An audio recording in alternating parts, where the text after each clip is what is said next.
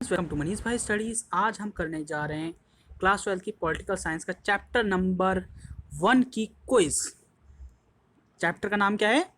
Cold war and non aligned movement. जैसे कि मैंने आपसे प्रॉमिस किया था कि पहली बुक जब हमारी ख़त्म हो जाएगी क्लास 12 पॉलिटिकल साइंस की, तो हम लोग क्विज करेंगे। तो चलिए शुरू करते हैं। रूल्स देख लेते हैं। अगर आपको आंसर नहीं पता तो फिर आप बुक 1 के एनसीईआरटी पेज नंबर 1 से लेकर 4 तक के बीच में देख सकते हैं। वहीं से मैंने क्वेश्चन दिए हैं। ओके, या तो आप गूगल भी कर सकते हैं सिंपली। और हर एक क्वेश्चन को सॉल्व करने पर आपको मिलेंगे 4 पॉइंट्स। ओके, और टोटल पॉइंट्स है 100 पॉइंट्स। और हर एक देखिए क्वेश्चन मैंने यहाँ पर 25 रखे हैं, 25 क्वेश्चन हैं। और हर एक के लिए आपको 5 सेकेंड्स का टाइमर मैंने लगा दिया। वैसे मैं आपको बता दूँ कि ये एग्जैक्ट टाइमर नहीं है, ये कम या तो ज़्यादा भी हो सकता है। ओके, वैसे तो ज़्यादा ही होगा। ओके, तो देखते हैं किसको कितने पॉइंट्स मिलते हैं। तो चलिए पहले क्वेश्चन पर आते हैं। When world war two was fought, दूसरा विश्व युद्ध कब लड़ा गया? बताइए। वैसे मैं इसमें आपको ऑप्शन रीड करके नहीं बताऊंगा, और इसका रीज़न भी मैं आपको आगे बता दूंगा कि मैं ऑप्शन रीड करके क्यों नहीं बता रहा हूँ।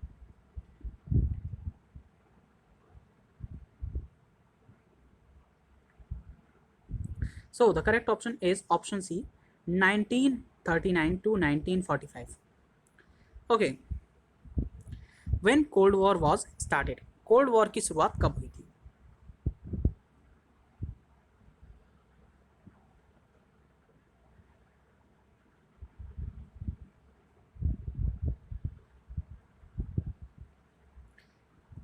ओके, तो करेक्ट आंसर है, करेक्ट ऑप्शन है option B, after world war two. अब कुछ लोग कहेंगे कि 1945 क्यों नहीं है, तो उनके लिए मैं बता दूं कि 1945 उतना देखिए, हम ये जानते हैं कि cold war world war two के बाद स्टार्ट हुई, लेकिन कब हुई ये एग्जैक्ट किसी को नहीं पता। ओके, बस ये माना जाता है कि 45 में हुई, लेकिन ये कोई सही नहीं है। हाँ, अगर आप गूगल करें तो फिर आपको इसकी डेट देखने को मिलेगी 1947। ओके, और मैं आपको एक और बात बता दूं, अगर मान लीजिए कि पेपर में ऐसा कोई क्वेश्चन आता है और ये वाला बी ऑप्शन आपको नहीं दे रखा है, तो आप बेझिझक 1945 को टिक कर सकते हैं, कोई दिक्कत नहीं है इसमें। ठीक है, लेकिन अगर आपको ये ऑप्शन बी दे रखा है तो फिर आपको ऑप्शन बी पे जाना है, यानी कि ऑप्शन बी को टिक करना है। तो चलिए तीसरे क्वेश्चन की तरफ बढ़ते हैं। When US invaded Cuba, Cuba पर यूएस ने कब हमला किया?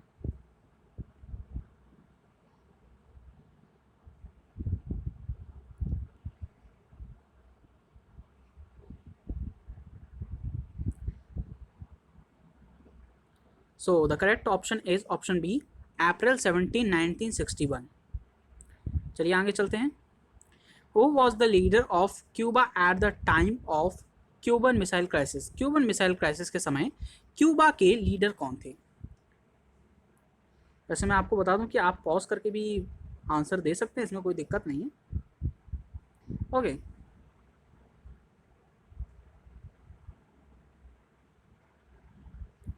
So the correct option is option A, Fidel Castro.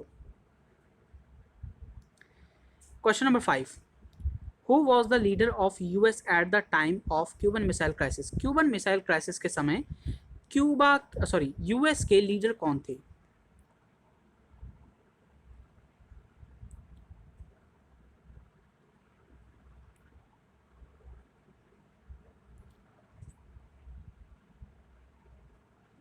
So the correct option is option C, John F. Kennedy. Question number 6, who was the leader of Soviet Union at the time of Cuban missile crisis, Cuban missile crisis के समय Soviet Union के leader कौन थे?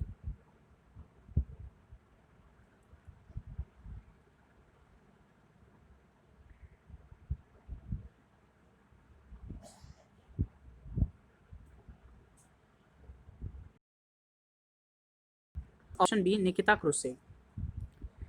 Question number 7, what what were the ideologies of Cuba, Cuba की ideologies कौन कौन सी थी?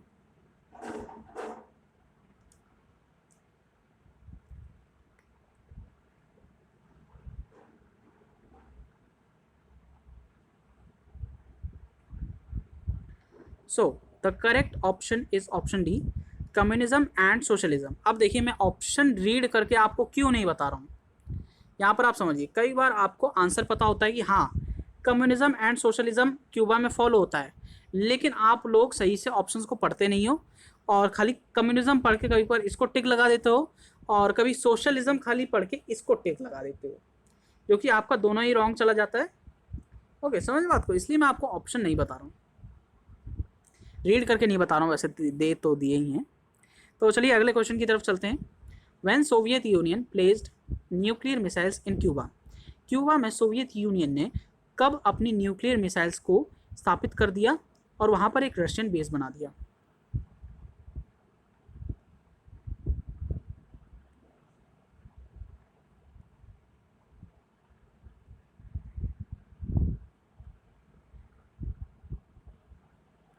So the correct option is option B, in 1962। तो चलिए क्वेश्चन नंबर 9 की तरफ आते हैं। What the cold war refer to, अब बताइए इसका आंसर क्या होगा?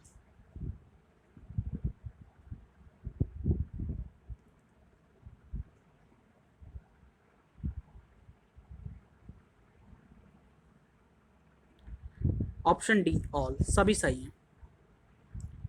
Question number 10, which alliance US was leading during cold war, वो कौन सी अलायंस थी जिसे यूएस लीड कर रहा था कोल्ड वॉर के समय?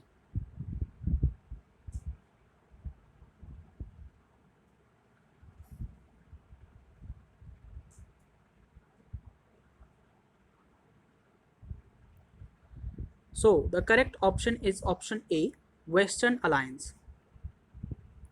Question number 11, which alliance USSR was leading, वो कौन सी अलायंस थी जिसे यूएसएसआर लीड कर रहा था?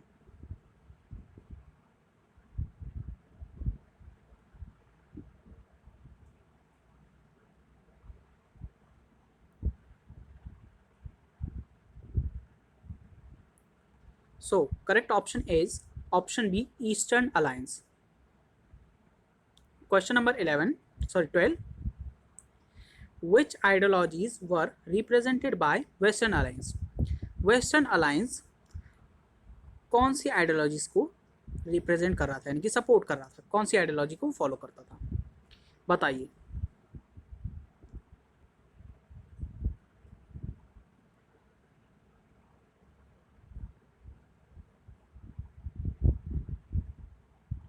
सो the correct option is option C, liberal democracy and capitalism. तो चलिए अगले क्वेश्चन की तरफ बढ़ते हैं। Question number 13, which ideologies were represented by eastern alliance, अब बताइए कि ईस्टर्न अलायंस कौन सी आइडियोलॉजीज को सपोर्ट कर रहा था, रिप्रेजेंट कर रहा था, यानी कि मान रहा था। ओके, तो बताइए।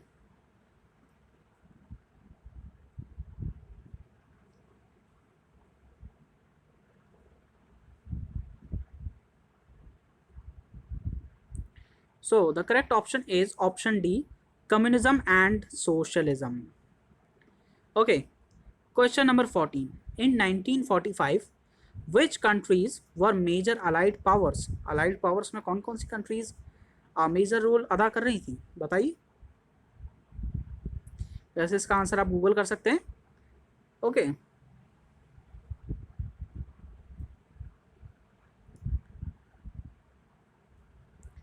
वैसे इसका आंसर जो है ना, option B, US, Soviet Union, Britain and France.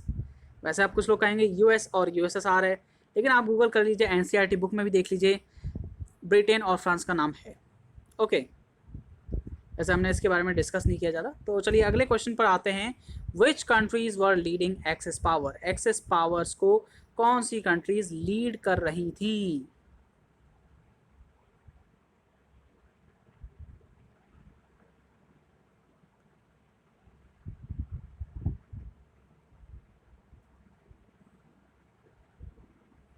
So the correct option is option D, Germany, Italy and Japan. तो चलिए नेक्स्ट क्वेश्चन की तरफ बढ़ते हैं। World war two also spread to which countries, कौन सी कंट्रीज तक वर्ल्ड वॉर टू स्प्रेड हो गया?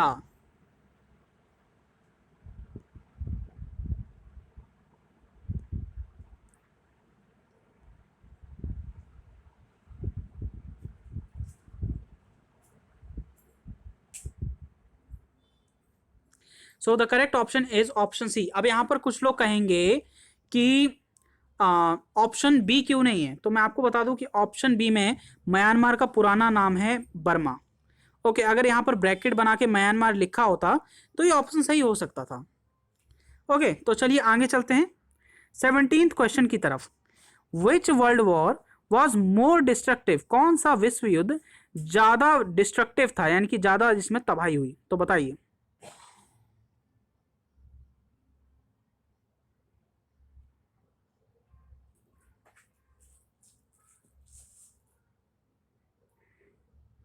So the correct option is option B, World War II.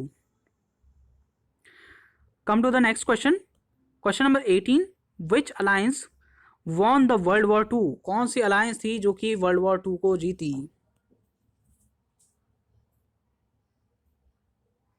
वैसे वर्ल्ड वॉर टू जीतने के बाद ये कोल्ड वॉर का सब कुछ शुरू हुआ था, तो बताइए। So the correct option is option C, Allied forces. Okay. Next question. 19th question. US dropped bombs on which cities of Japan? कौन सी वो सिटीज थी जिन पर यूएस ने बॉम्ब्स को गिराया?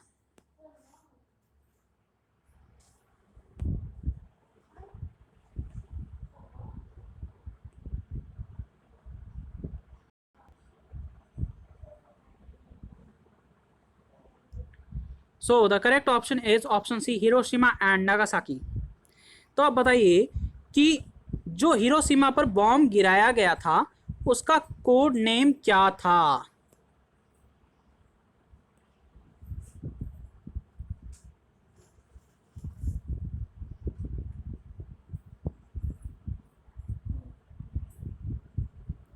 So the correct option is option A, little boy. Question number 21. What was the code name of bomb dropped on Nagasaki? Nagasaki पर जो bomb गिराया गया था उसका नाम क्या था? सॉरी, कोड नेम क्या था, बताइए।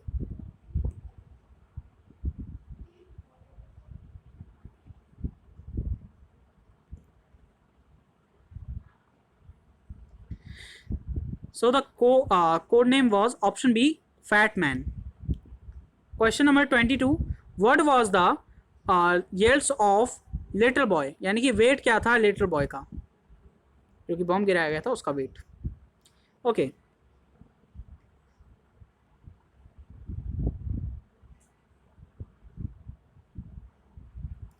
So the correct option is option A, 15 किलोटन्स।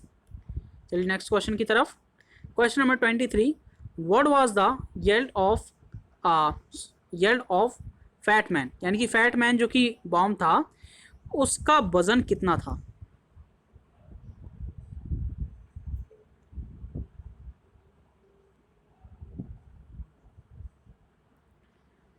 So the correct option is option D, 21 किलोटन्स। तो अब ये बताइए कि 1950s में जब ये कोल्ड वॉर की स्टार्टिंग हो गई थी तो यूएस और यूएसएसआर ने जो बॉम्ब्स बनाने शुरू किए थे, जो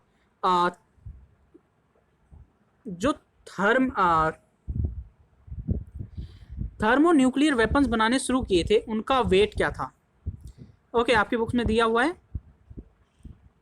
ओके, तो बताइए कि उनका वजन कितना था। वैसे मैं बता दूं वो उनका वजन 1000 किलो टन में था। यहाँ पर फिलिंग द ब्लैंक्स में आपको भरना है कि कौन सा आंसर सही था, कौन सा इनमें से आंसर सही है। तो चलिए बताइए।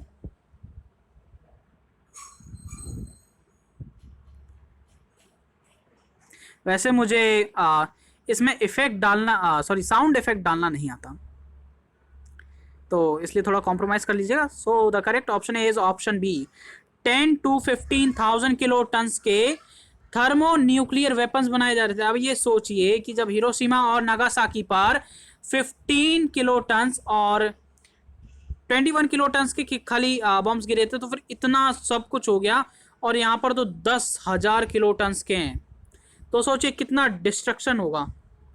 So the last question, question number 25. What was the logic of deterrence in cold war? Cold war के समय लॉजिक ऑफ डिटरेंस क्या था? सो टाइमर तो अभी चल ही रहा है, तो बताइए आंसर क्या है। So the correct option is option B. Okay, देखिए लॉजिक ऑफ डिफरेंस यानी कि दोनों ही साइड जो की थी, यूएस और यूएसएसआर दोनों ही लड़ नहीं सकती थी। ऐसा ऐसी बात नहीं है कि उनके पास आर्मी सपोर्ट नहीं था या तो उनके पास हथियार कम थे, ऐसा नहीं था, लेकिन वो काफ़ी ज़्यादा भयानक एक डिस्ट्रक्टिव वॉर को अवॉइड करना चाहते थे। देखिए अगर यूएस और यूएसएसआर के बीच में लड़ाई होती है तो फिर ये काफ़ी ज़्यादा खतरनाक होता, क्योंकि दोनों के पास न्यूक्लियर बॉम्ब्स हैं, तो ये काफ़ी ज़्यादा खतरनाक होता। बहुत अच्छा हुआ कि ये लड़ाई नहीं हुई। ओके, तो आज का यहीं पर ख़त्म होती है quiz, the and. Thank you very much. जय हिंद, जय भारत।